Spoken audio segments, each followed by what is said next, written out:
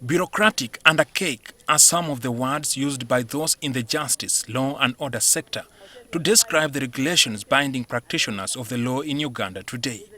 Legal academicians have expressed their concerns over the current state of the sector, and they are worried about the environment into which new practitioners are entering. I shouldn't even be talking to you now, because Regulation 16 bars me from talking to you. But then how are we going to have this debate if I don't talk to you? Yeah, so that's the dilemma. So should we teach the professional code and ethics as they are now, or should we teach them as they should be? Whether from members of the public, ethics are by their very nature supposed to be used as a shield for the community, for the people, not as a sword to which hunt or shoot human rights defenders in the leg.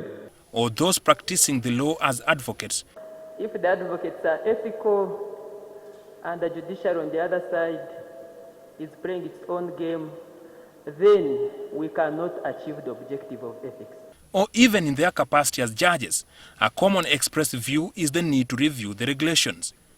But who prescribes this professional ethics? Who is the author of the ethics that we follow?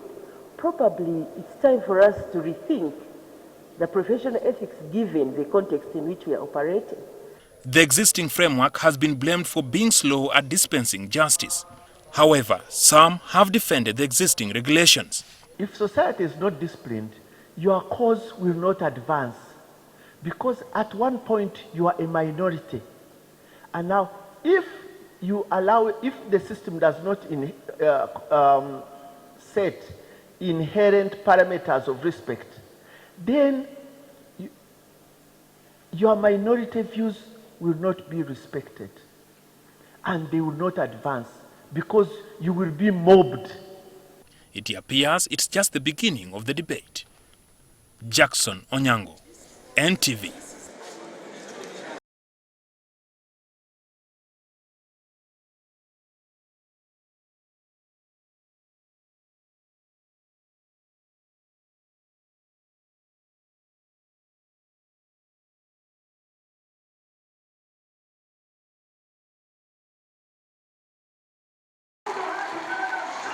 In a slight reverse of roles, President Museveni was handing over money for a development initiative. But this time it was not a donation from him. Today we are beginning with 140 million Uganda shillings towards this campaign. Each of the region is going to receive 10 million. Not to eradicate poverty, it's just for the research. We believe that before we invest, we need to investigate. We want to make visibility studies in every region. What is the best way of eradicating poverty among pastors and leaders? Ssenyonga stressed that 85% of the pastors are living in abject poverty, the reason some are engaged in criminal activities.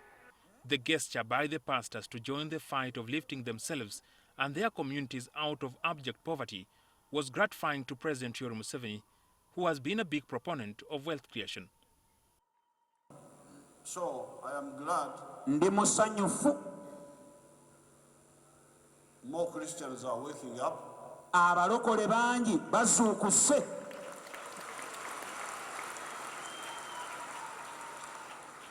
And beginning to understand that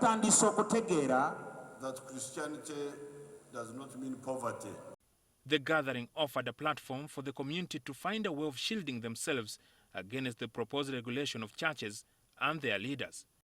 While all pastors should be encouraged to go to school, to be taught, to be empowered, but it should not be decisive that if you are not able, then God doesn't like you or cannot even call you or use you.